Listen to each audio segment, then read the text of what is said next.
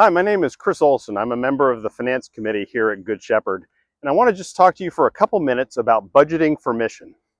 Think for a minute about your home budget. It tells a story. You've got fixed expenses, things like the mortgage payment, things like insurance, transportation, your car. But where does the rest of your budget go? Food, clothing, activities for the kids, dining out, maybe entertainment.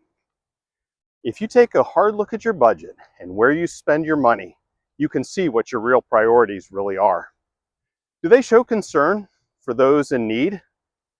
Where does faith stack up in your list of important priorities? Well, the budget for the church is very much the same. It speaks to the church's commitment to Jesus' instruction to go make disciples and care for those in need. Now, the budget is a moral document, and it reveals the true priorities of who we are. A Good Shepherd's mission is to make disciples for Christ through worship, formation, community, and action. We want to build up Christians who care for one another, who are committed to studying their faith, and who worship the Lord in the fullest possible sense. These are real priorities. We lean into these. It's not some vague platitudes.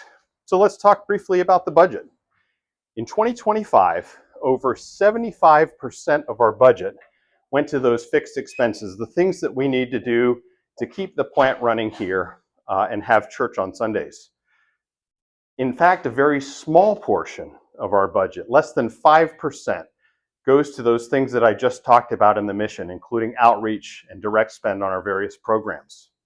So in 2026, our goal is to increase the focus on the mission that God has given us, the mission that God has given all Christians. We want to build a budget that tells the story of a parish that cares for those in need and is focused on building disciples for Christ through worship, formation, community, and action. I'd ask this year that you pray about that and help us make that happen in 2026.